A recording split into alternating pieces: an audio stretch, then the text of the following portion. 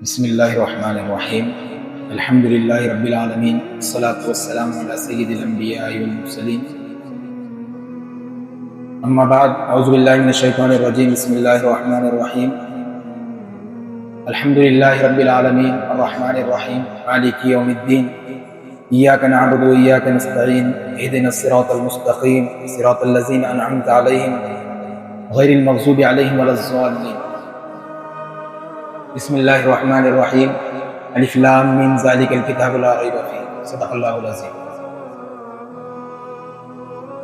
سب سے پہلے تو آپ تمام حضرات کو، دیکھنے اور سننے والوں کو دل کی گہرائیوں سے رمضان مبارک کی مبارکبادی پیش کرتا ہوں، اور اللہ تبارک و تعالیٰ کے فضل و کرم سے اللہ کی توفیق سے آج تراویح کا آغاز ہو چکا ہے، اور الحمدللہ ہم نے آج تراویح میں پہلا پارہ پڑھا ہے اور سنا ہے۔ اللہ سے دعا ہے کہ اللہ تعالیٰ اپنی بارگاہ میں اس کو قبول فرمائے۔ چونکہ اللہ تبارک و تعالیٰ نے ہمیں قرآن کے ذریعے سے بہت سارے احکامات دیے ہیں، تو کیا احکامات دیے ہیں اس کا سمجھنا بھی اور اس پر عمل کرنا بھی ہمارے لیے ضروری ہے۔ تو مختصر طور پر چند موٹی موٹی باتیں بس بتائی جائیں گی۔ اللہ تعالیٰ سے دعا ہے کہ اللہ ہمیں اس پر عمل کرنے کی توفیق عطا فرمائے۔ دیکھیے، سب سے پہلے تو اللہ تبارک و تعالیٰ نے قرآن مجید کو جو شروع فرمایا ہے، قرآن کا جو آغاز فرمایا ہے، وہ کس سورت سے فرمایا بھائی؟ سورہ بولیے، سورہ فاتحہ ہے نا، پہلا سورہ فاتحہ سے اس کا آغاز فرمایا۔ تو قرآن کریم جو ہے وہ سورہ فاتحہ اور 30 پاروں کے مجموعے کا نام ہے، یعنی سورہ فاتحہ اور 30 پارے جب ملتے ہیں تو یہ کیا ہوتا ہے؟ قرآن ہوتا ہے۔ تو سورہ فاتحہ کو فاتحہ کیوں کہتے ہیں؟ تو عربی زبان میں فتحن سے بنا ہے، اور فتح کے معنی اصل میں آتے ہیں کھولنے کے۔ کیا معنی آتے ہیں بھائی؟ کھولنے کے۔ تو چونکہ اللہ پاک نے قرآن پاک کو سورہ فاتحہ سے اس کا آغاز کیا ہے، اس کو کھولا ہے، اس وجہ سے اس سورت کا نام ہی سورہ کیا رکھ دیا؟ سورہ فاتحہ رکھ دیا۔ اب اللہ تبارک و تعالیٰ نے پورے قرآن مجید میں خاص طور سے 6 چیزوں کو بیان کیا ہے۔ کتنی چیزوں کو؟ 6 چیزوں کو، اور ان 6 چیزوں کو اللہ نے سورہ فاتحہ میں جمع فرمایا۔ تو کیا بات معلوم ہوئی کہ سورہ فاتحہ میں اللہ نے پورے قرآن کو جمع فرمایا۔ وہ 6 باتیں کون سی ہیں؟ سب سے پہلے تو ہے توحید، یعنی اللہ کو ایک ماننا، اور پھر ہے رسالت، یعنی نبی صلی اللہ علیہ وسلم کی رسول ہونے کا اقرار کرنا، پھر قیامت کو اللہ نے بیان کیا، پھر احکامات کو اللہ نے بیان کیا، اور پھر ماننے والے لوگوں کو اللہ نے بیان کیا اور نہ ماننے والے لوگوں کو اللہ نے بیان کیا۔ تو یہ 6 چیزیں پورے قرآن میں ہیں، اور ان چیزوں کو اللہ نے کیا بیان فرمایا؟ سورہ فاتحہ میں۔ تو سب سے پہلے اللہ تبارک و تعالیٰ نے جو ارشاد فرمایا، الحمدللہ رب العالمین الرحمن الرحیم، ان آیتوں میں اللہ نے توحید کو بیان فرمایا۔ اس کے بعد مالک یوم الدین ہے، تو اس میں اللہ تبارک و تعالیٰ نے قیامت کو بیان فرمایا۔ پھر ہے ایاک نعبد، بولو، و ایاک نستعین، اس میں اللہ تبارک و تعالیٰ نے احکامات کو بیان فرمایا کہ اللہ نے ہم کو کیا آرڈر دیا ہے، کیا احکامات دیے ہیں۔ پھر اس کے بعد اللہ فرماتے ہیں صراط الذین انعمت علیہم، اس میں اللہ نے رسالت کو اور جو لوگ اللہ کے مانتے ہیں ان کے بارے میں اللہ نے بیان فرمایا، اور پھر آخر میں غیر المغضوب علیہم ولا الضالین میں جو اللہ کے احکامات کو نہ ماننے والے لوگ ہیں ان کو اس میں اللہ نے بیان فرمایا۔ سمجھ میں آ گئی اتنی بات؟ اب اس کے بعد دیکھو، اللہ نے ماننے والوں کے بارے میں ایک ہی لفظ استعمال فرمایا، انعمت علیہم، اور نہ ماننے والوں کے لیے اللہ نے 2 لفظ ارشاد فرمائے، غیر المغضوب علیہم ولا الضالین۔ مغضوب کا لفظ بھی اللہ نے لایا اور ضال کا بھی لفظ اللہ نے لایا۔ چنانچہ مفسرین لکھتے ہیں کہ مغضوب اور ضال میں کیا فرق ہے اور کیا ڈفرینس ہے۔ مغضوب کہتے ہیں اس شخص کو جو ضد اور تکبر اور ہٹ درمی کی وجہ سے بات نہ مانتا، یعنی جس کے اندر تکبر ہوتا ہے، گھمنڈ ہوتا ہے، اور اس وجہ سے بات نہیں مانتا، تو اس کو کہتے ہیں مغضوب۔ اور جو نادانی کی وجہ سے، اس کو اس بات کا علم نہیں ہے، اس وجہ سے نہیں مانتا، اس کو کہتے ہیں ضال۔ کیا کہتے ہیں اس کو؟ تو علماء نے لکھا ہے جو ہٹ درمی کی وجہ سے نہیں مانتا، اس میں لکھا ہے علماء نے اس سے مراد یہود ہے۔ کون مراد ہے اس سے؟ یہود، تکبر ہے، ہٹ درمی ہے۔ اور جو لا علمی کی وجہ سے نہیں مانتے، یعنی انہیں پتہ نہیں، اس وجہ سے نہیں مانتے، اس سے مراد نصارہ ہے۔ کون ہے بھائی؟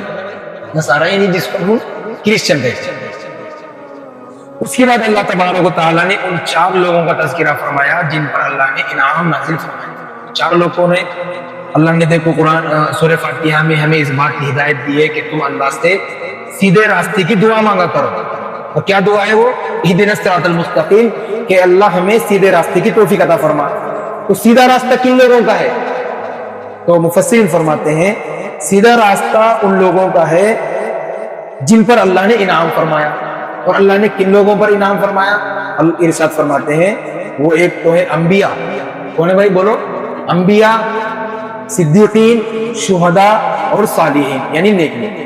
تو یہ 4 قسم کے لوگ ایسے ہیں جن پر اللہ نے کیا فرمایا ہے؟ انعام فرمایا ہے. اور یہ 4 لوگ ایسے ہیں جو ہدایت کے راستے پر ہیں. لہٰذا ہمیں بھی اللہ سے ان 4 لوگوں کے طریقے پر ہمیشہ چلنے کی اللہ سے کیا مانگنا ہے بھائی؟ دعا مانگو.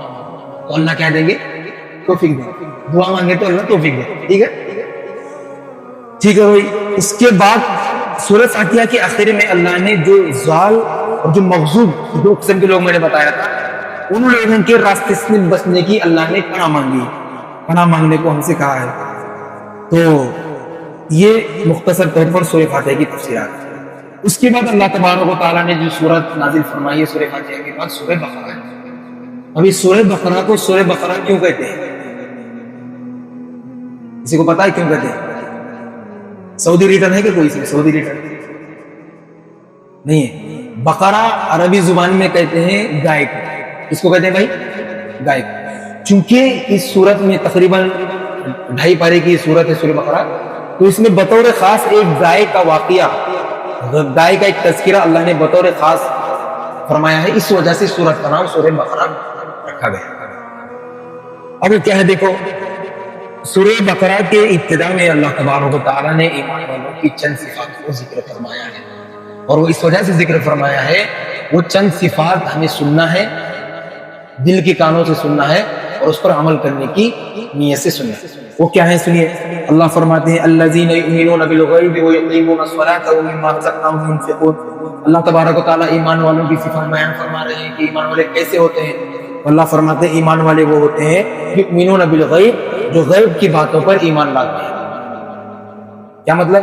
یعنی جن چیزوں کو دیکھا نہیں اس پر بھی ایمان رکھنا، یہ ایمان والوں کی نشانی ہے. جیسے فار ایگزامپل جنت ہے، جہنم ہے. ہم میں سے کسی نے دیکھا ہے کیا؟ نہیں دیکھا، لیکن ہم مانتے ہیں کہ نہیں مانتے؟ مانتے ہیں. اگر کوئی اس بات کو نہیں مانتا کہ جنت ہے اور جہنم ہے، اس بات کو اگر کوئی نہیں مانتا تو دار اسلام سے خارج، یعنی وہ اسلام سے نکل رہے. تو ایمان والوں کی صفت کیا ہے؟ پہلی کہ وہ غیب کی باتوں پر ایمان رکھتے ہیں، یقین رکھتے ہیں، جنت اور جہنم اور وغیرہ دوسری چیزوں. نماز قائم کرتے ہیں، زکوٰۃ دیتے ہیں، صدقہ ادا کرتے ہیں، اور قرآن کریم اور دوسری تمام آسمانی کتابوں پر ایمان لاتے ہیں، اور آخرت کے دن پر بھی یقین رکھتے ہیں. تو یہ چند چیزیں ایسی ہیں. کن کی صفات ہیں بھائی؟ بولو. ایمان والوں کی صفات ہے.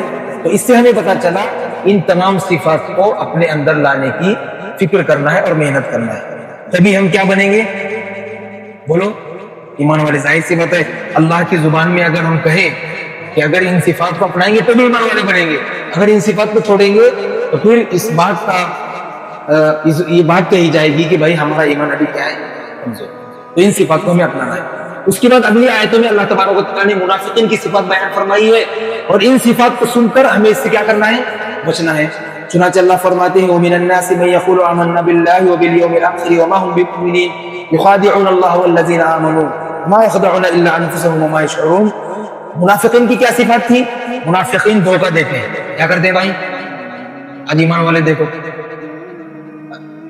100 آدمیوں میں سے 95 اگر میں کہوں تو غلط نہیں ہوگا کہ دھوکے باز ہیں.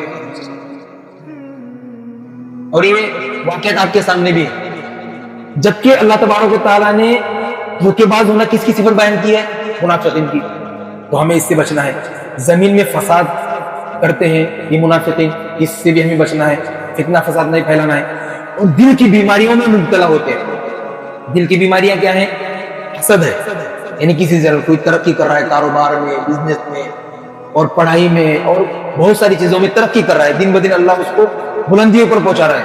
تو پھر ابھی دوسرا کوئی رشتہ دار ہے، کوئی برادری ہے، کوئی خاندان والا ہے، اس کو فوراً کیا ہوتا ہے؟ جلن، حسد. اس کی فوراً کیا کرتے ہیں بھائی؟ ٹائم کھینچنا شروع کرتے ہیں. تو یہ دل کی بیماریوں میں مبتلا ہوتے ہیں، حسد ان میں آتا ہے. تکبر آتا ہے اور ہرس آتی ہے، لالچ آتی ہے، تو یہ تمام بری عادتیں کس میں ہوتی ہیں؟ منافقین میں، اللہ کی زبان میں. تو ہمیں کیا کرنا ہے؟ ان تمام چیزوں سے اپنے آپ کو روکنا. ٹھیک ہے بھائی. اس کے بعد اللہ تبارک و تعالیٰ نے بنی اسرائیل جو قوم گزری ہے اس پر اللہ نے کیا انعامات نازل فرمائے اور پھر انہوں نے کس طرح اللہ کی ناشکری کی اس کو بیان فرمایا. چنانچہ اللہ فرماتے ہیں یا بنی اسرائیل اذکروا نعمتی التی انعمت علیکم واوفوا بعہدی اوف بعہدکم وایایا فارہبون.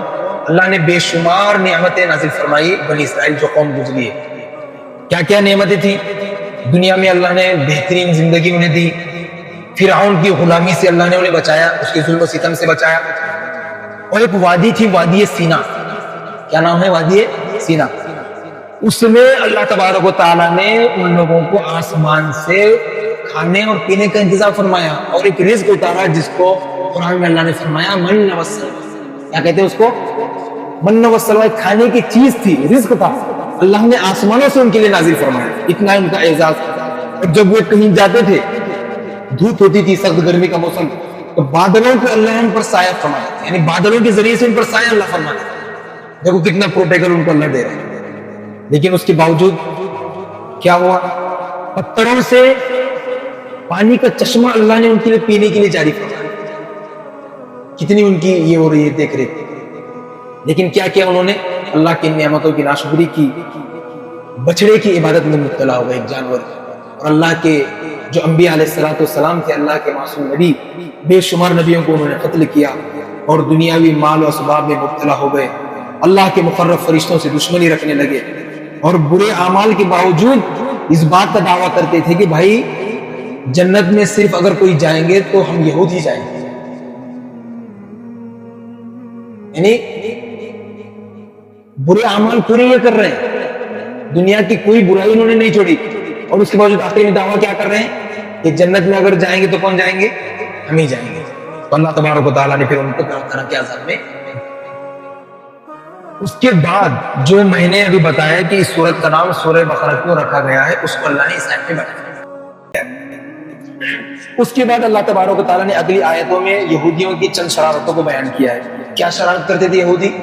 اللہ نے فرمایا یا ایھا الذین آمنوا لا تقولوا راعنا وقولوا انظرنا واسمعوا وللکافرین عذاب علیم. یہودی جو تھے ایک بڑی کم بخت قوم تھی. نبی پاک صلی اللہ علیہ وسلم کی شان اقدس میں گستاخی کیا کرتے تھے. اور کیا کرتے تھے کہ ایک لفظ ہے قرآن میں اللہ نے بیان فرمایا راعنا. کیا فرمایا؟ راعنا کے یہ عبرانی زبان کا لفظ ہے. کون سی زبان؟ عبرانی. جس کا معنی آتا ہے ہماری رعایت فرمائیے، یعنی تھوڑا ہماری طرف بھی توجہ کیجیے. تو یہ یہودی لوگ کیا کرتے تھے؟ عربی میں راعنا لفظ کو راعینا عین کو کھینچ کر بولا کرتے تھے، عین کو کھینچ کر بولا کرتے تھے، جس کا ترجمہ ہوتا ہے اے ہمارے چرواہے. کیا ترجمہ ہوتا ہے؟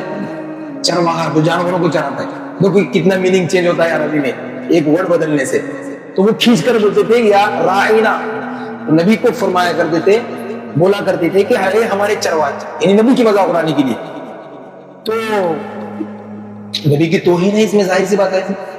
تو صحابہ جب سنتے تھے تو صحابہ نے بھی یہی لفظ یوز کرنا شروع کیا، راعینا والا لفظ. حالانکہ صحابہ کو اس کا میننگ پتا نہیں تھا. تو فوراً اللہ تبارک و تعالیٰ نے یہ آیت نازل فرمائی یا ایھا الذین آمنوا لا تقولوا راعنا. ایمان والو تم راعنا مت کہو، وقولوا انظرنا، بلکہ تم کہو انظرنا. یعنی اپنے نبی سے جب مخاطب ہو تم ایمان والو تو راعنا مت کہو، بلکہ کیا بولو؟ انظرنا. اے نبی ہماری طرف بھی دیکھیے، ہماری طرف بھی تھوڑا نظر شفقت فرمائیے. سمجھ میں آگے بات؟ یہودیوں کی شرارت کو اللہ تبارک و تعالیٰ نے اس آیت میں بیان کیا. بہرحال اس کے بعد اللہ تبارک و تعالیٰ نے جو ہے اس بات کو بیان فرمایا ہے کہ بھائی ہر صورت میں ہر جگہ پر کامیابی اگر تمہیں ملے گی وہ اللہ کی اطاعت اور فرمانبرداری میں ملے گی. چنانچہ اللہ فرماتے ہیں وَلِلَّهِ الْمَشْرِقُ وَالْمَغْرِبُ فَأَيْنَمَا تُوَلُّوا فَثَمَّ وَجْهُ اللَّهِ. مشرق اور مغرب سب اللہ کے لیے ہے، تم جدھر چاہے رک کر کے نماز پڑھو، اللہ وہاں پر حاضر اور ناظر اور موجود ہے. اصل میں یہودیوں کا جو قبلہ تھا وہ بیت المقدس تھا، اور مشرکین جو ہے خانہ کعبہ کو اپنا قبلہ مانتے تھے، اور مسلمان بھی خانہ کعبہ کی طرف رک کر کے نماز پڑھتے تھے. لیکن اللہ کے حکم کی خاطر چند دن مسجد اقصی کی طرف رک کر کے نماز پڑھنے کا مسلمانوں کو حکم دیا گیا. تو پھر یہودی جو ہے خوش ہونے لگے اور کہا کہ دیکھو مسلمان بھی ہمارے قبلے کی طرف رخ کر کے نماز پڑھنے لگے. تو اللہ نے فوراً فرمایا دیکھو مشرق اور مغرب یہ سب اللہ کی ہے, مشرق اور مغرب سب اللہ کی ہے, اللہ کسی ایک طرف نہیں ہے بلکہ اللہ تو ہر جگہ موجود ہے. تم جس طرف چاہے رخ کر کے نماز پڑھو, اللہ تبارک و تعالیٰ وہاں حاضر ہے اور ناصر ہے. اس بات پر اللہ نے اس آیت میں بیان فرمایا. ٹھیک ہے بھائی. اس کے بعد اس پہلے پارے کے آخر میں اللہ تبارک و تعالیٰ نے صحابہ کرام کو معیار حق بیان فرمایا. معیار حق مطلب یہ تو ایک دم اردو ہے فصیح, اور ہمارے لوگوں کو تو آتا نہیں. معیار حق مطلب صحابہ ایسے لوگ ہیں جن کو فالو کیا جا سکتا ہے, یعنی جن کے راستے پر چلا جا سکتا ہے. وہ کیا ہے؟ اللہ فرماتے ہیں فَإِنْ آمَنُوا بِمِثْلِ مَا آمَنْتُمْ بِهِ فَقَدْ اهْتَدَوْا. یعنی اللہ رب العزت یہ فرما رہے ہیں کہ اگر اصل میں اس میں یہودیوں کو مخاطب اللہ نے کیا فرمایا, اگر یہود فَإِنْ آمَنُوا بِمِثْلِ مَا آمَنْتُمْ بِهِ فَقَدْ اهْتَدَوْا, اگر یہود اس طرح ایمان لائے جس طرح صحابہ نے ایمان لایا ہے, فَقَدْ اهْتَدَوْا, پھر وہ ہدایت پا جائیں گے, وہ کامیاب ہو جائیں گے. تو کیا معلوم ہے اس آیت سے؟ اس آیت سے پتہ چلا کہ ہم لوگوں کو بھی, ہمیں بھی, مسلمانوں کو بھی صحابہ کرام رضی اللہ عنہم اجمعین کے نقش قدم پر چلنا چاہیے, ان کو فالو کرنا چاہیے, ان کی پیروی کرنا چاہیے اگر ہمیں زندگی اور آخرت میں کامیاب ہونا ہے تو. کیونکہ اللہ نے صاف طور پر فرمایا اگر تم اس طرح ایمان لاؤ گے جس طرح صحابہ نے لا کر بتایا ہے, تو اس طرح ایمان لاؤ گے, اس طرح اپنی زندگی گزارے گے, تو دنیا میں بھی تم کامیاب ہو جاؤ گے اور آخرت میں بھی کامیابی تمہارے پیر چلے. معلوم یہ ہوا کہ ہمیں اگر دنیا اور آخرت میں کامیاب ہونا ہے تو صحابہ کرام کے نقش قدم پر چلنا ہوگا. اور صحابہ نے یہ چیز سیکھی تھی نبی پاک صلی اللہ علیہ وسلم سے, اس لیے ہمیں ہر چیز میں کس کو فالو کرنا بھائی؟ صحابہ کو اور نبی پاک صلی اللہ علیہ وسلم کی زندگی. تو اس آیت میں اللہ نے اس چیز کو بیان فرمایا ہے. اللہ تعالیٰ سے دعا ہے کہ اللہ تعالیٰ ہمیں دین اسلام کو صحیح سمجھنے کی اور صحیح طریقے پر اس پر عمل کرنے کی توفیق عطا فرمائے. آمین. وآخر دعوانا الحمدللہ رب العالمین.